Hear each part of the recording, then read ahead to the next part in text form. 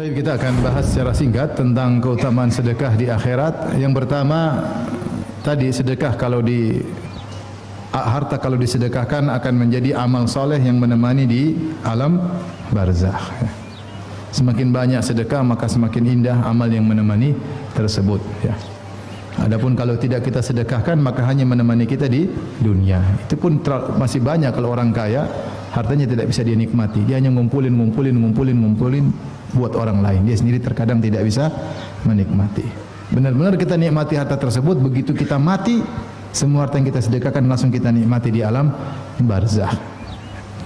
Tapi ketika dibangkitkan, maka seorang sedekahnya akan menjadi naungannya pada hari kiamat kelak. Kata Nabi sallallahu alaihi wasallam, "Kullu mri'in tahta shadaqatihi yaumal qiyamah hatta yuqda bainan nas." Atau kama qala Nabi sallallahu alaihi wasallam. Seluruh masing-masing orang di bawah naungan sedekahnya sampai selesai persidangan Allah Subhanahu wa taala. Untuk menanti persidangan mungkin ribuan tahun, di padang mahsyar 50.000 tahun. Kemudian matahari jarak 1 mil. Di masa menanti tersebut sampai orang selesai di sidang, sedekahnya akan menaunginya. Semakin banyak sedekahnya, maka semakin luas apa? Naungannya. Dia semakin nyaman. Orang pada kepanasan di bawah terik matahari jarak 1 mil, dia merasa nyaman karena dinaungi oleh sedekahnya. Kemudian sedekahnya akan menghalangi dia dari neraka jahanam. Kata Nabi sallallahu alaihi wasallam, "Fattaqun nara walau bisyiqqi tamrah."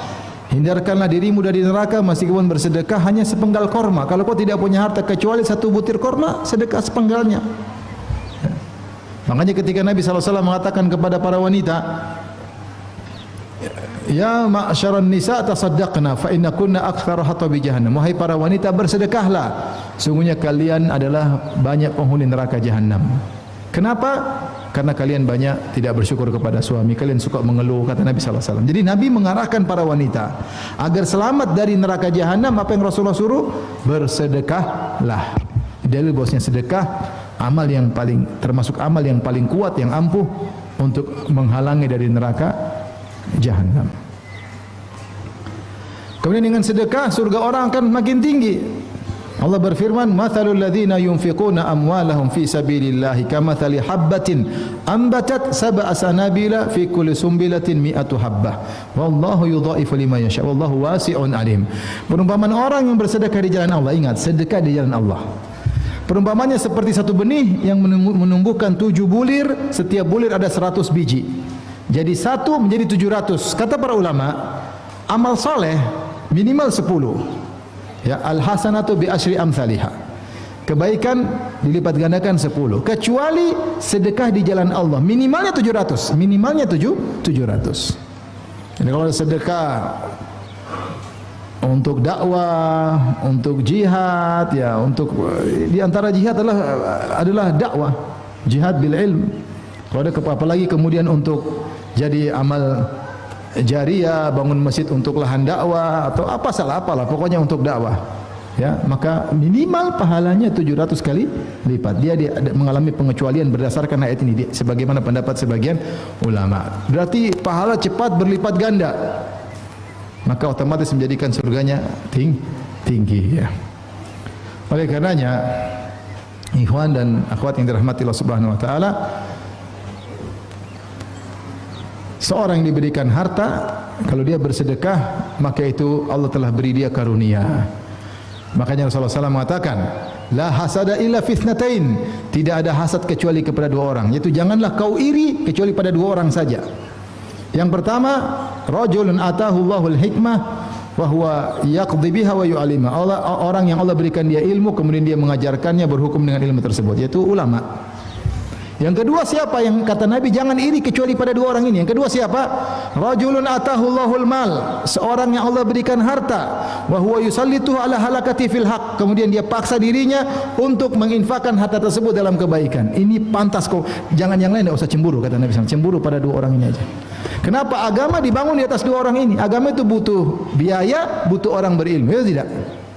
Makanya saya bilang Nabi SAW di awal dakwah, Allah beri taufik, Nabi menikah dengan janda kaya raya. Siapa? Khadijah. Kemudian punya sahabat yang sangat kaya raya. Siapa? Abu Bakar As-Siddiq. Yang Nabi butuh harta mereka. Sampai Nabi berkata, "Mana fa'ani malun qad, mana fa'ani malu Abi Bakar." Tidak ada harta bermanfaat bagiku sebagaimana manfaatnya harta Abu Bakar. Abu Bakar pun menangis. Kata Abu Bakar, "Ma nafsi wa mali illa laka ya Rasulullah." Tidaklah jiwaku dan hartaku kecuali untuk Anda wahai Rasulullah. Ya. Jadi Nabi mengatakan, jangan hasad kecuali pada orang ini. Oleh karenanya, fuqaraul muhajirin, para muhajirin yang miskin datang kepada Nabi cemburu. Karena teman-temannya yang kaya pada bersedekah. Kata mereka, ya Rasulullah, jadi mereka dulu berlomba-lomba, munafasah, saingan dalam beramal soleh. Bukan karena dengki, enggak, bukan karena hasad, enggak, tapi ingin bersaing sehingga mereka lihat semua dengan pandangan apa? Akhirat. Kata mereka, ya Rasulullah, dhahaba ahlud duthuri bil ujuri. Orang-orang kaya dapat pahala, kami tidak dapat. Mereka tidak bilang, ya Rasulullah itu kaya, kami miskin. Enggak. Mereka enggak pikir itu.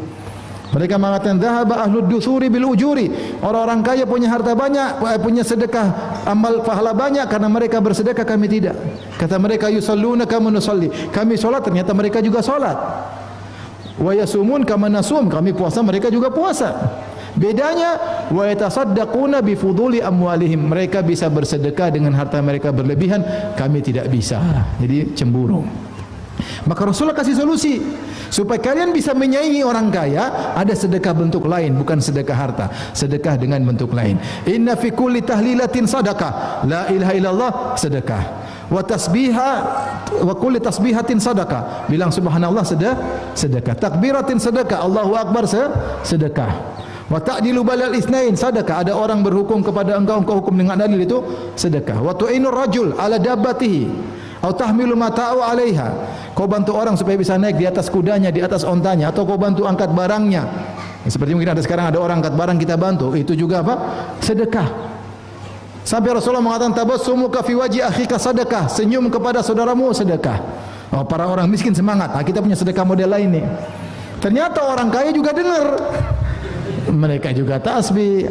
Datang lagi yang miskin-miskin, ya Rasulullah, mereka dengar dan mereka juga lakukan. Bagaimana nih ya Rasulullah? Tidak ada solusi lain. Kata Rasulullah, dzalika fadlullah yu'tihi may yasha. Sudah itu karunia Allah sama mereka. Sudahlah, mau diapain? Gampangannya demikian. Oleh karena kalau orang diberi rizki kemudian dia bersedekah, kesempatan bagi dia untuk naik. Makanya Allah mengatakan, siapa ya, wa may yaf'al dzalika fa ulaika humul khasirun. Siapa yang ternyata hartanya membuat dia lalai dari Allah, sungguh mereka itu orang yang merugi. Seakan-akan tidak ada orang yang rugi kecuali mereka. Kenapa? Harta itu sebenarnya bisa untuk meningkatkan derajat di sisi Allah, bisa bangun istana setinggi-tingginya, sehebat-hebatnya, semegah-megahnya, bisa punya bidadari secantik-cantiknya, ternyata dia tidak lakukan. Ternyata dia bangun istananya di dunia sebesar-besarnya, semegah-megahnya, ternyata di akhirat pas-pasan. Rugi enggak? Rugi. Oleh karenanya, kalau kita punya harta jangan ragu-ragu untuk bersedekah. Sungguhnya kita sedang membangun istana dengan harta tersebut.